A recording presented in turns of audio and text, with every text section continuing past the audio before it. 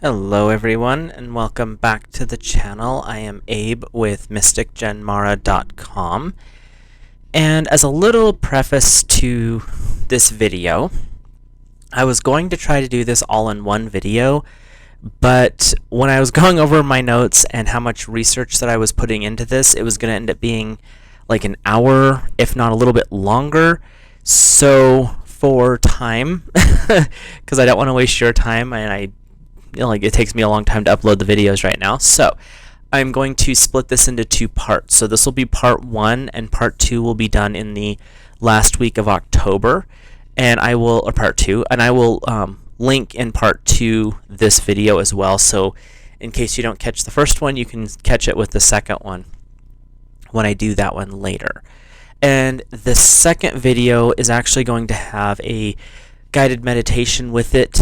Today we're just going to go over some real brief information about what it means to work with a sacred site, what a sacred site is, and kind of an intro to some of the areas around the world. So you probably have heard of a lot of these places, but it's something that you may not have put it together that these locations have a divine or sacred origin. So, to start off with, sacred space is simply ground or an area that is hallowed, blessed, or deemed holy to a deity, a saint, an angel, or some form of spiritual entity. In some cases, sacred space naturally occurs. For example, rivers, especially when two rivers come together, that location is sacred. Mountain peaks are sacred because you're up high and you're connecting into source energy. And most lakes and some caves. The reason I say most lakes and some caves is not every lake is a sacred location, not even to the ancients. And not all caves are sacred. Some are actually defamed or profane, which means they're actually cursed locations, so they're not sacred. So that's the reason I phrase it like that. Places that are sacred, for example, are mountains like Mount Sinai, Mount Olympus, are still today classified as sacred sites. You could probably throw Mount Fuji in there as well, even though there are some locations around the bottom of it that are very profane. So, like, the suicide forest. Then there are places for waterways that are the Ganges River in India, which is actually dedicated to one of their deities, and Lake Titicaca in South America, that is actually a place where the gods would come to Earth and visit the ancient people. You also have the Minoan Caves of Crete, and those are locations that were sacred to various deities that the Minoans would worship, and there's still some carvings and some paintings from back in the day that are there, so it's some place like that you can actually go and visit. These are places that are said to be sacred due to the holy myths, legends, and stories that were associated with them. Some of these places around the world have unusual magnetic points, gaseous vents. For example, the Temple of Apollo and the Oracle of Delphi are places that have the gaseous emissions. You have the vortex in California and Oregon that have really weird magnetic frequencies. Those are sacred sites. And there's other unusual activities. There's one that they want to call profane here in the United States, but it makes me a little more questionable if it's not a sacred location. We just have forgotten what it actually means, and that is a place called the Skinwalker Ranch. There's a lot of really unique occurrences that happen there. Not all of it is good, but not all of it's bad. But it also makes me wonder if it's not the people who are there that make some of it good and some of it bad. So, there's unusual activities associated with the gods of the cultures, or they were places that were areas where you could contact the gods. And that would make them sacred because you're dealing with a divine energy at that point. And so these locations to the ancients were not places that you would mess with. These were places that were set aside. They were, even in wartime, you didn't mess with your temples and your gods unless you thought you were a bigger, badder person than their god was, and it didn't always work out so well for the invaders. But, whoops. I've got notes, so I'm trying to keep up with those so I don't go wandering off, because this can be a really fun topic, but it's very expansive. So, after a lot of the natural stuff, we have temples or structures that are built on or around the sites that are sacred. And these are places like Stonehenge in England, which is probably the most recognizable sacred site on the planet. It's also at an alignment of ley lines, which are energy lines that you can dowse for with a pendulum or with rods to find. But there is a collection of those ley lines that occur at Stonehenge. But Stonehenge, oddly enough, and I didn't realize this until about 10 years ago, is only one of the many, many, many stone circles and stone structures in similar fashion around the globe. There are stone circles in Armenia. There are stone circles and stone structures all over mainland Europe. Finland, Sweden, Scotland, Ireland, even in Spain. I didn't realize there was some in Spain until here recently. But they literally have these things all over Europe. There's stone circles and stone structures that are dedicated like this in Africa, Japan, Syria, and even North America is not left out of this. North America has what they would call medicine wheels. They are made by the native holy men and shamans as sacred locations and healing circles. They were places where you could commune with the gods, where the gods could come down and connect. There are some theories, believe them or not, that where these places would land, the reason they would draw a circle there is because the ships, quote unquote, that would come were circular in shape, and so they associated a circle with this divine energy. All of these stone circles were built on power points or sacred areas, or at least have become sacred areas. Really, when you look at a map, almost all of those locations in some way, shape, or form fall into the ley lines that have been mapped out by metaphysicians over the last few hundred years. They've gotten global with how the lines fall. And pretty much all of these locations, especially the stone circles, are at some crossing of lines. There are some that aren't, but most of them are actually on those lines. So that was something I found fascinating. Did they draw the lines to connect the circles, or were the energy points already there and the circles just happened to be at the crossroads? I don't know. But it is something that I have found interesting through researching all of this. So we went through natural occurring with structures built on top of it, and now we'll move into sacred structures that have little or no history tied to land.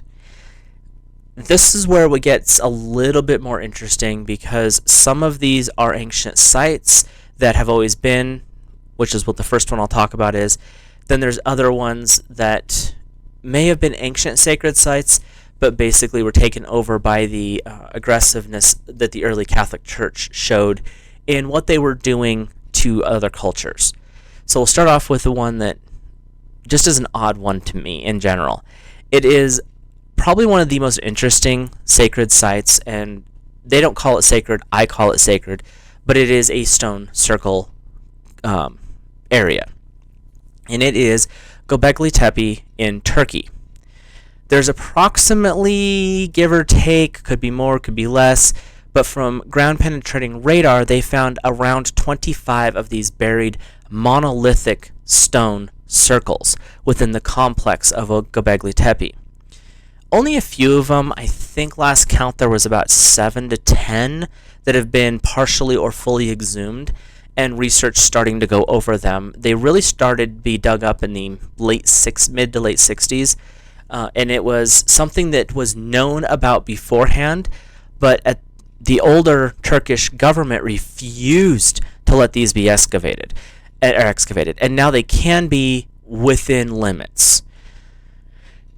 It's not been labeled sacred, as I've said earlier, but when you look at the images on these massive stone circles and stone monoliths and plinths, which are equivalent to Stonehenge for their heft and size, they have very unique carvings. They have very unique images. There's not even tools found anywhere around them, but they have found different statues and bowls for offerings and things like that scattered amongst the pillars.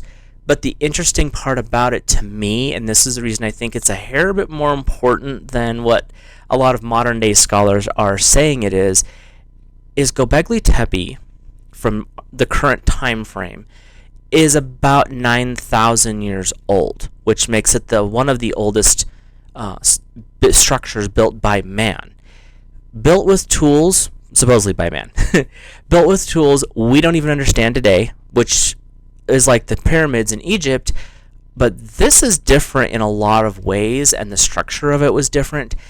And the big question, they still haven't answered, they probably never will, why was it buried? Because it was intentionally buried. The layers of gravel, sand, and clay balls all around it were put in place intentionally. You can tell by when they started excavating it, and when you look at some of the photos and watch some of the videos from the area, which are extremely rare. Not a lot of videography is done there. Some is, but not as much as you might think. And the fact that when you look at what they're bringing out and how it's layered, this was intentionally buried. So why was it buried? What secrets are they not telling us about is my next one. I love conspiracies. But then it also goes back to what kind of images that are on there could be some form of sacred rite, a sacred practice. Was this an ancient temple that they needed to bury to save? Was it a school where they were saving information for future generations? No one really knows, and no one has any answers. But to me, that makes it mysterious. Therefore, in my mind, it probably has some sacred roots. That's my opinion, not anyone else's. But then there's other places where there's temples that have been built and dedicated to various gods and spirits. The temples, or not temples, they're tombs to Catholic saints. For example, the Grotto of St. John and St. Michael are example of caves that have been transformed into sacred space by saying that this was where a certain saint spent time or was imprisoned or died and was buried. A lot of the caves in that area are dedicated to different saints because of this. In Africa, and this was fascinating, I think most of them are in Ethiopia, but I couldn't find all my notes on that, so I do apologize.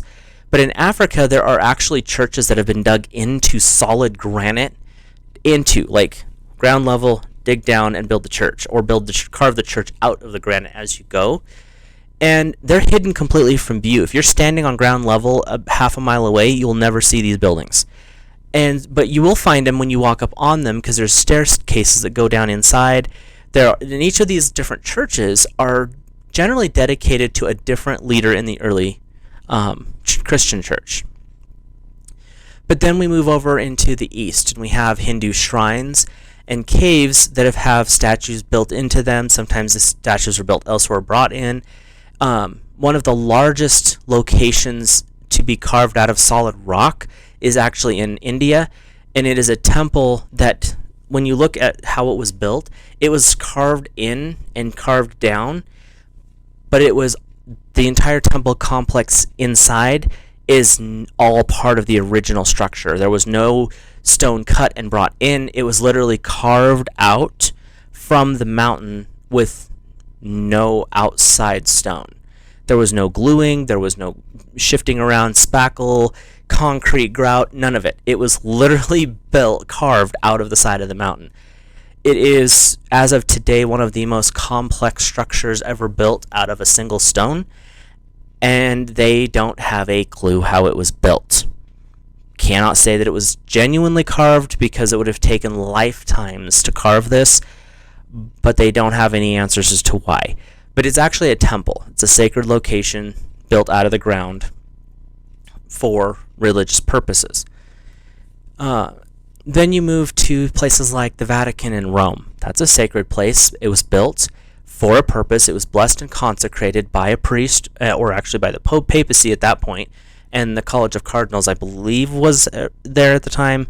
I can't remember all of my church history, and I do apologize for not doing a little bit more digging. But then you also have the Buddhist and Taoist temples all over Asia. Those are all sacred ground. They've been hallowed by years of meditation and prayer there. Everything like that is sacred.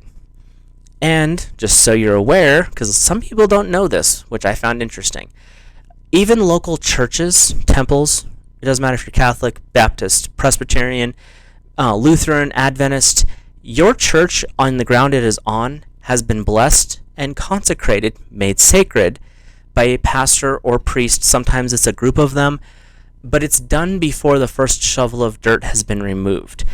And in most cases, you have it done before. There is prayer work, holy water, things like that that go through the building process, and before the first official service is offered, they do another full ritual consecration. Some churches are a little bit more lenient than others. They don't do the whole thing. Others are way more intensive. I know with some of the Mormon people that I know, because there was a temple built next to a town I was in, there was such strict rituals that went along with it to consecrate the ground that it was actually kind of surprising to me that they put that much into it. It was impressive, to be honest with you. I have nothing to say other than those guys have some dedication in when they build buildings. It's pretty cool. Another interesting place that I have always thought was, I always thought it was a little strange to call it sacred, considering what it is, but it's the Halloween season, so let's go down this path. It is a graveyard. Graveyards are sacred spaces. In some beliefs, the ground was consecrated to keep the dead at peace and, well, in the ground. It was believed in older times that the dead buried in unconsecrated land would return as a vampire, as a ghoul, or some other undead nasty, which if you could only imagine how the ancients would see, like when you look at a body as it decomposes and dies out, the hair looks to grow. It's because the skin is shrinking. We know that now. The nails look like they grow and they turn really weird translucent. It's because the water in the body is leaching out. Science has killed a lot of the old myths, but there's a reason that graveyards are classified as sacred, because they actually are consecrated land. It was consecrated in that way. A lot of the times, if they thought that the person who had died might be a vampire or Nosferatu of some form, they would stake the heart, they would pluck out the eyeballs, they would douse it in holy water. If it was a truly vile person, and this, I've only found a few recorded instances of this, which I found a little intriguing because it's such a horrific way to bury somebody, but they did it so rarely, like this was a form of afterlife punishment, where they would actually bury the person face down in unconsecrated land so that they were basically damned. It's a weird philosophy, and like I said, I've only found a couple of references to it, and so whether it's true or not, I don't know. But the fact that it's referenced in some of these ancient material is kind of interesting. But there's other places where the dead are displayed or brought out at special occasions, weddings sometimes, which is odd, birthdays of the deceased person, and they're kept a part of the family even after death. So in these cultures, and a lot of these cultures are Asian, but not all of them, the body has been blessed and consecrated similar to an Egyptian embalming with a mummy, to keep the demons or devils out of the body and to make the body a safe space for the family member's spirit or the loved one's spirit to return to the body for visits during these specific holidays and birthdays.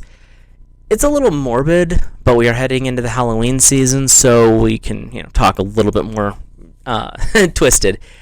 But the different aspects of sacred space is kind of fascinating to me, because most of them are temples, they're churches, they're holy places where you go to meditate and you pray, you learn about your divinity or the deity you're working with. In some cases, like in the Taoist and Buddhist temples, you're learning how to become a better person. And then there's a sacred space of death. What were you thinking? But it was because even the dead in the ancient belief were still a part of life. Just because a person had passed away doesn't mean that their body was any less with them than it would have been before. And so having a sacred place to lay your family member was extremely important, especially to the early churches. So they would consecrate the ground for those purposes. Now let's move on to something a little more personal, a little less complicated, something that you can understand for your personal practices. And like I said, this is an overview and an introduction. And in the next video, on the last week of October, we will go into a little bit more detailed instructions on some of this stuff. And I'll also do a guided meditation that goes along with it. I will keep experimenting with some of the new software I've got to add some music for the meditation, so it's a little bit more soothing. I can't make promises. Me and technology don't always get along. So we'll see how this works. But sacred space for personal practice. In these instances, sacred space is used to open a path or a gate to contact divine God source energy for you personally. It's direct, like a phone call between you and God saying, "Hey God, what's up?" And you can do this with an altar in your home that's dedicated to a specific deity. If you're like a Hindu, you'd have one to Shakti, Shiva, Ganesh, Kali even, which is a little dark, but she actually has some really positive aspects. You could have a altar set up in your house dedicated to Aphrodite. You could have one set up for Bast. You could literally have an altar set up to anybody. And a lot of places will have sacred altars for family members that have passed, or for protective saints that you have been consecrated. When you were consecrated as a baby, you were given a saint that would work with you. You can have an altar for that. A meditation corner, especially if you have it in like your bedroom and it's closed off, where you can leave your meditation stuff there, your incense and your pillows, and however you choose to meditate. That becomes sacred space because you're connecting to the divine. You're connecting to God source energy. So those locations immediately become sacred for the period of time that you are doing your meditation. And if you do it in a specific location all the time, that area will actually start to build a sacred charge, which is really cool when you think about it. There's actually, and I firmly believe this, that your bed is sacred. As the union of a couple creates a divine connection, it creates divine energy. The act of copulation actually creates life when it's a little bit planned. Sometimes it's not planned, but that act of creation is a sacred event, and it's a union of the masculine and the feminine energies. I'm not talking so much male or female, because your roles can switch around. Not judging, that's just the way it is. But you always have a masculine aspect in the bedroom and a feminine aspect in the bedroom, and it's those union of that creates a divine aspect, especially when both parties are going into that type of intimacy with the mindset of this is a divine act. It actually can amplify the connection between two people, and that is why personally I find things like the hookup culture, if you are into it, that's fine, because I see this type of a union as sacred. That to me is extremely profane and probably not the best thing to do when you're on a true spiritual journey, because you want to try to purify your entire environment. Those are just my thoughts and opinions. If you want to yell at me, do so in the comment section, and I'm okay with that. Like I said, if we can be respectful, that's all I ask. So, another alternative spiritual practice we use is a circle. A circle is a symbol of eternity. A circle is an example of divinity. It is a continued, unending energy field. So a personal temple is a circle that you can create anywhere at almost any time, which is the beauty of this type of practice. There are very complex rituals that you can do to build a circle, like those in the ceremonial magic community. They are built with different angel names, sacred words, symbols. They're very intensive.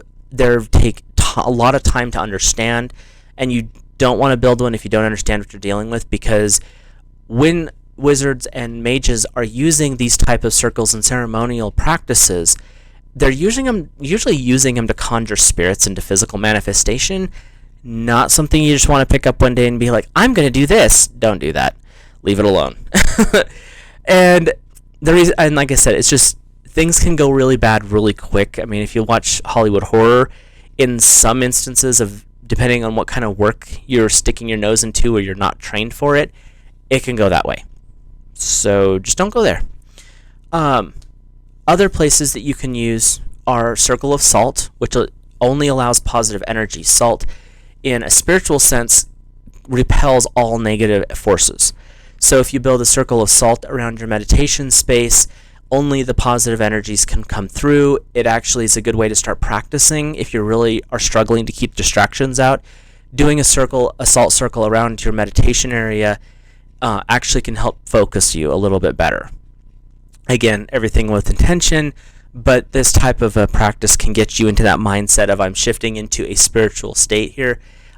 All negative energy needs to leave. It's time for me and source energy to talk. And it just builds that thought pattern. But salt is a good way to physically start showing that too.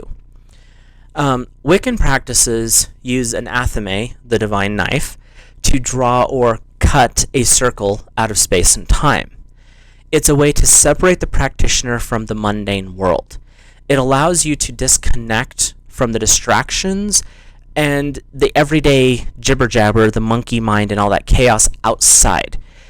When you do a physical action to build your circle, drawing the salt, using an athame, it really brings you into a different mind frame of what I am doing is actually an action to build a connection to Source. This is a way for me to worship in a direct path. The circle, at that point, once it's been completed, can become a carrier for any energy that's raised through singing, through dancing, through chanting, through meditation, and it allows you to direct that energy for healing of another person. It allows you to work towards a manifestation. It really can be used for almost anything in a positive sense. I prefer go that route. You don't want to play negative because there's this little law of three. Whatever you send out comes back. So you want to work with positive as much as you can. And once the ritual is over, you can collapse the circle down in, call it back to yourself, ground it out into the energy of the earth, or send it off to continue working with the other manifested energies. And that is pretty much a basic introduction to what sacred space is, kind of the concept behind it, and a little bit of an introduction into some of the alternative views of it. Because a lot of people know about the Vatican, they know about churches, they know about even Stonehenge. A lot of people know about Stonehenge and some of the history, and they may not realize just exactly how sacred of a space it is, because in its heyday, Stonehenge was the place for religious practices in England. They keep finding more and more references to it and how much of a vital point Stonehenge was. And then you go to places in Italy where you have the Vatican. That was a huge section and center of spiritual practice. The area was so sacred that people would try to collect a stone, a pebble, a thimble of soil, because it would have been blessed by the popes and all this prayers and spiritual energy there. And so a lot of people, not everyone, think that it's only these big places that are sacred. But even in the New Testament, it talks about how you don't need to go to a priest or a pastor for remissions, to pray about sins, to pray to God. You don't need an intercessor. And that's where being able to do it yourself, and not everyone is open to or interested in doing circle work. And that's fine. You don't have to be. But these are different ways to help your monkey mind shut up so that you can work with the sacred energy. And like I said, in the next one, in the end of the month stuff that we've been doing, which is really focused on introducing spiritual energies like the angels, and now we're going into a little bit more in-depth work, if that's something you're interested in. So in the next one of these, which will be the end of October, I do plan on bringing forward a little bit more information of what the circle is, how to work with it, and then we'll work with a meditation that brings the angels in to kind of give you an idea of how you can work with that on a more personal level. And you can adjust it this is how I want to show you how I do it. That's all it is. And you can adjust from there how you choose to work with this energy, and if you choose to work with it at all. It might be something that does not resonate with you, and that's totally okay. But I just want to bring this forward because it's something that I am interested in, and something fun to learn a little bit more about. So and now for the little outro part, do the little YouTube-y things. Like the video if you like this type of content. If you are enjoying this stuff, subscribe. I do appreciate it. And you can always leave a comment, positive or negative, as long as we're respectful. I'm totally cool with that. And other than that one, I will see you guys in a future video, and I hope you have an awesome rest of your week.